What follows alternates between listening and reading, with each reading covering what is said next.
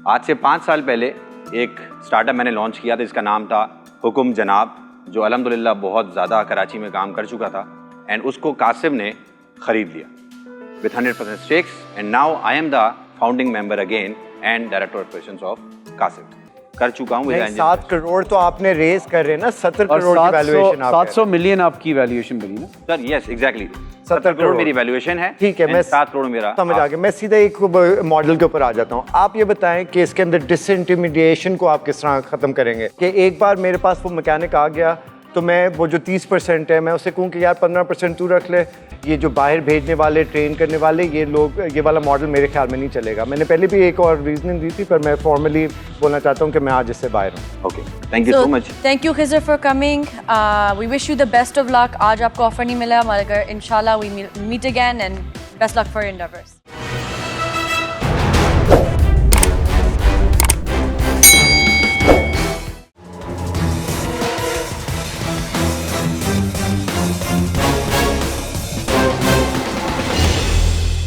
अस्सलाम वालेकुम। वालेकुम अस्सलाम। My name is Khizr Ahmed Siddiqui and I am the founding member and director of operations of कासिब। अल कासिबु हबीबुल्लाह, हाथ से मेहनत करने वाला अल्लाह का दोस्त होता है। यहाँ से ये नाम आया है कासिब। आज से 5 साल पहले एक स्टार्टअप मैंने लॉन्च किया था, इसका नाम था हुकुम जनाब, जो अल्हम्दुलिल्लाह बहुत ज़्यादा कराची में काम कर चुका था एंड उसको कासिब ने ख़रीद लिया with 100% stakes and now I am the founding member again and director operations of Kasib. My ask is 7 crore rupees और मैं उसके एक्सचेंज में 10% इक्विटी देने के लिए तैयार हूँ। अस्सलाम वालेकुम खिज़र, खुश आमदीद, welcome to Shark Tank Pakistan. आपका आज 7 करोड़ फॉर 10% इक्विटी, ठीक है। आपका बिजनेस मॉडल के अंदर लेट्स जस्ट स्टार्ट ऑफ कि आपका बिजनेस मॉडल कैसे काम करता है, प्राइस पॉइंट्स क्या हैं, बेसिक हाई लेवल स्टार्ट्स बता दें। तो मैं वो जो 30% है मैं उसे कहूँ कि यार 15% तू रख ले, 15% मुझे डिस्काउंट मिल जाए, वो मेरे साथ सीधा आने लगा। Okay. So we provide all kind of handyman services at B2C and after Kasib we are focused on B2B right now. Facility management में काम करने जा रहे हैं। ऑलरेडी हम 12,000 कस्टमर्स को सर्व कर चुके हैं। 20 मिलियन का हमने ऑलरेडी एक रेवेन्यू जनरेट कर चुके हैं। नाउ ऑलरेडी कासिब $2.5 लाख इन्वेस्ट कर चुका है ऑन द सेम वैल्यूएशन। ठीक है, so price point is very simple. हम लोग एक कस्टमर से एवरेजली 2,000 रुपये चार्ज करते हैं, 30% हमारा उसमें कमीशन होता है। This is how we work और सारी सर्विसेज घर पर प्रोवाइड करते हैं, चाहे वो ऑफिस हो चाहे वो घर। आपका 20 मिलियन का रेवेन्यू है एनुअल पिछले 4 साल में। पिछले साल, so it's year to date. या आपका लास्ट एनुअल रेवेन्यू क्या था? लास्ट एनुअल जो था वो 11 लाख रुपए था। 10, ओके। और आपकी कॉस्ट 7 लाख रुपए। 20 मिलियन अभी तक टोटल रेवेन्यू कह रहे हैं वो। 20 मिलियन टोटल रेवेन्यू है। हाँ, इस साल का 11 lakh is the This last year. Year. ये दिस मंथ या 11 लाख ये साल का, ये इस साल का 11 लाख। 11 लाख। पहले हम थोड़ा और कमजोर। आपका वैल्यूएशन आप मांग रहे 7 हो करोड़ रुपए। मैं ऑलरेडी 7 करोड़ की वैल्यूएशन पे फंड रेज कर चुका हूँ। 7 करोड़ तो आपने रेज कर रहे हैं ना, 70 करोड़ की वैल्यूएशन। 700 मिलियन आपकी वैल्यूएशन बनी ना सर? यस एग्जैक्टली 70 करोड़ मेरी वैल्यूएशन है। ठीक है, मैं 7 करोड़ मेरा समझ आ गया। मैं सीधा एक मॉडल के ऊपर आ जाता हूँ। आप ये बताएं कि इसके अंदर डिसइंटरमीडिएशन को आप किस तरह खत्म करेंगे कि एक बार मेरे पास वो मैकेनिक आ गया। तो यही हमारी यूएसपी है कि सबसे बड़ा चैलेंज ही इसी फील्ड में यही है कि पिछले 2014 में बहुत सारे स्टार्टअप्स आए और आज तक वो फेल होते रहे। तो हमने फैसिलिटी मैनेजमेंट में ज़्यादा फोकस कर दिया, दैट इज़ B2B नाउ। सो हम नॉट ओनली इन पाकिस्तान, हम पाकिस्तान से बाहर अपने ट्रेंड अपने पेरोल पे लड़कों को रखेंगे, उनकी ट्रेनिंग पे कॉस्ट लगाएंगे। We will not invest a lot in technology, we will invest in training and hiring. तो पहला वाला मॉडल अब खत्म हो गया, वो B2C में रहेगा। इट्स अ सिंपल मॉडल जो कि बस घर पे जाएगा काम कर देगा and we will not focus a lot on it, we will focus on B2B services.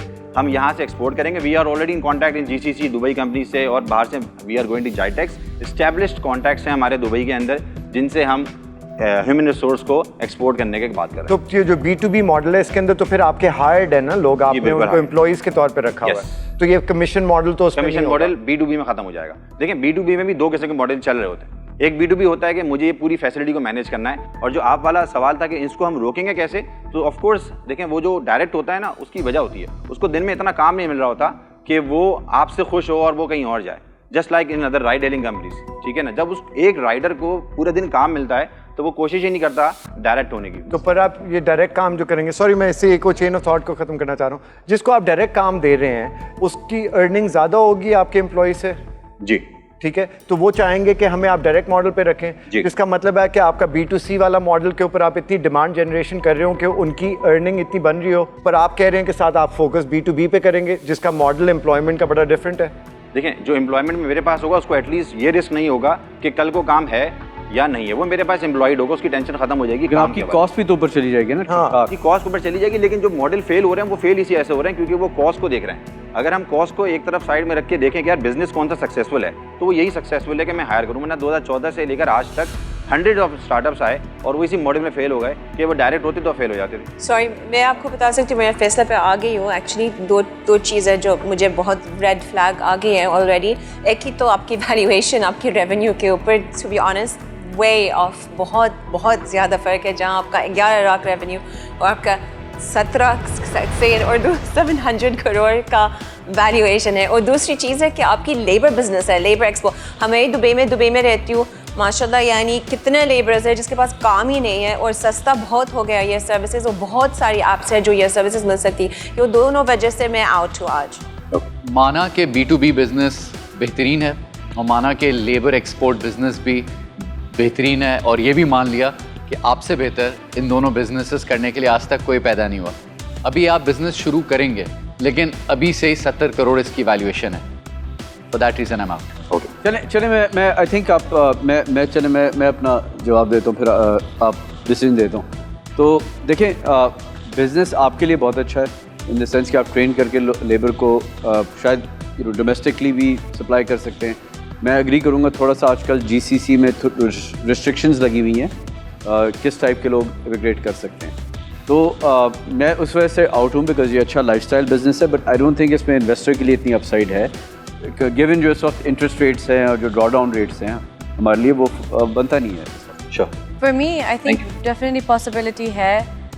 Labour arbitrage तो पाकिस्तान में डेकेड से एग्जिस्ट करता है और करता आएगा, पर आपकी वैल्यूएशन पर इसी अगर आप कमाते तो शायद आपका revenue multiple, profit multiple it's very expensive, तो उसकी वजह से मैं भी आउट। मेरा आपको ब्रादराना मशवरा ये है कि आप ये फैसिलिटीज़ मैनेजमेंट वाली की तरफ फोकस करें, वहाँ पे अपनी एक वो फोर्स सी बनाएं जिससे जाके आप लाइक एक चीज़ के ऊपर फोकस करें।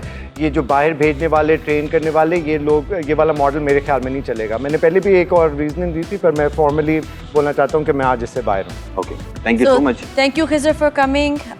We wish you the best of luck. आज आपको ऑफर नहीं मिला, मगर इंशाल्लाह we meet again and best luck for endeavors। या ओके, आप अपनी ऑफर दे सकती हैं ताकि रूल नहीं है ना कि हम प्राइस नीचे नहीं हम करते। Okay, no problem. ये तो शार्क की पोजीशनिंग चेंज हो गई है।